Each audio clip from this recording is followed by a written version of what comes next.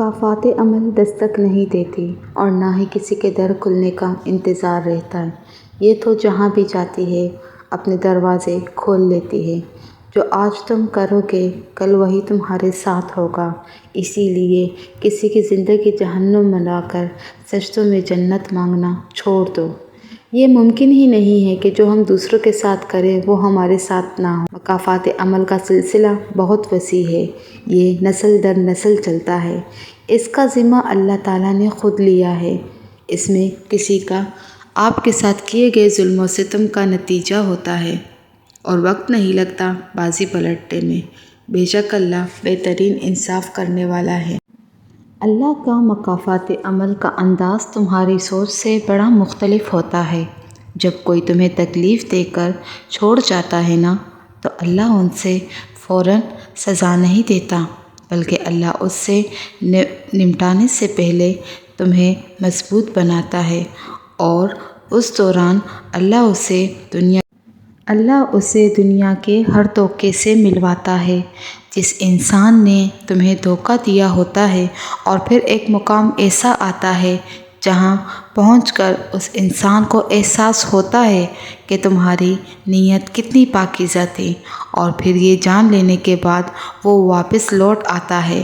آخر میں اللہ سب کو تمہارے سامنے لا کھڑا کر دیتا ہے، لیکن تب تک تم آگے بڑھ چکے ہوتے ہو اور اللہ نے تمہیں اس قدر مطمئن کر دیا ہوتا ہے کہ تم ان سب کو معاف تو کر دیتے ہو لیکن پھر انہیں دوسرا موقع نہیں دیتے، کیونکہ اللہ نے تمہارے ہر اس شے میں سکون دے دیا ہوتا ہے جو اللہ نے اس جانے والے کے بدلے تم سے لی تھی، اور یہ تمہاری سب سے بڑی چیز ہوتی ہے۔ اللہ تمہیں ان کے بغیر رہنا سکھا دیتا ہے جس کے بغیر تم زندگی کا تصور بھی نہیں کر سکتے۔ ہم سب سوچتے ہیں کہ مکافات عمل کا مطلب اس انسان کو تباہ و برباد دیکھنا ہے جس نے ہمیں تکلیف پہنچائی تھی۔ میں تمہیں بتاؤں کہ مکافات عمل کا کیا معنی ہے۔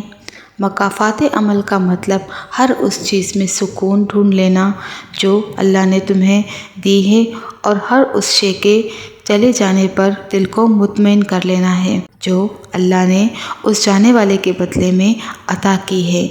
کسی کو تباہ و برباد دیکھنے سے کبھی سکون نہیں ملتا۔ سکون معاف کرنے سے ملتا ہے۔ سکون اس انسان کو بھلا کر زندگی جینے سے ملتی ہے جو اذیت کا ذریعہ تھا۔ سکون خود کو واپس ڈھونڈنے سے ملتا ہے، کیونکہ اللہ کہتا ہے کہ ہمیں تم میں سے ہی لوگوں کو تمہارے لیے آزمائش بنائی ہے۔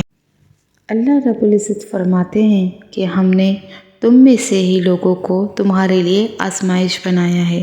تو کچھ لوگ صرف امتحان ہوتے ہیں ہمیں اللہ کا قریب کرنے کا وسیلہ ہوتے ہیں۔ تمہیں کسی کا سکون چھین لینے کی خواہش کرنے سے اپنا سکون واپس کبھی نہیں ملے گا۔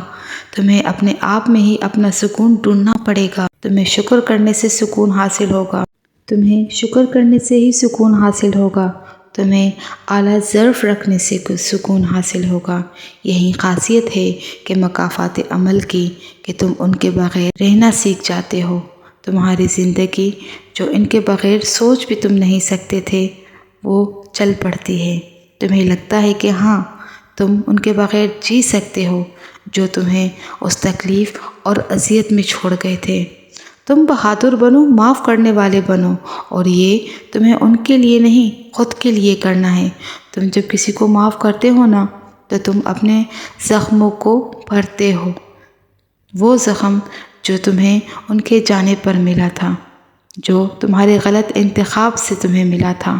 تو بس اپنا دل صاف کر لو، پھر دیکھو کیسے تمہارے راستے صاف ہوتے جائیں گے۔ بس ایک معافی ہی تو ہے، تم صرف معاف کر دو، خود کو معاف کر دو، یہ تمہارے لیے بہترین سکون ہوگا۔ اللہ انہیں وہاں سے سکون دیتا ہے جو دوسروں کے لیے سکون ڈھونڈتے ہیں۔ تمہیں تمہارا سکون مل جائے گا۔ جو اللہ کو اپنے لیے کافی کر لیتے ہیں نا تو اللہ بس پھر ان کے لیے کافی ہو جاتا ہے۔ بدلے کا انتظار تو بزدل کرتے ہیں، طاقتور تو آگے بڑھ جاتے ہیں۔ دوسروں کو تباہ و برباد دیکھنے کی خواہش رکھنے والے کو کم ظرف ہوتے ہیں۔ ظرف والے تو معاف کر کے بھول جاتے ہیں، کیونکہ وہ ان لوگوں سے زیادہ اللہ سے پیار کرتا ہے، اور وہ جانتا ہے کہ اللہ انہی سے محبت کرتا ہے جو نفرت نہیں کرتے۔ وہ جانتے ہیں کہ ہمارا اللہ رحمان ہے اور وہ رحم کرنے والوں کو پسند کرتا ہے۔ بس یہی ہے مکافات عمل کی کہانی۔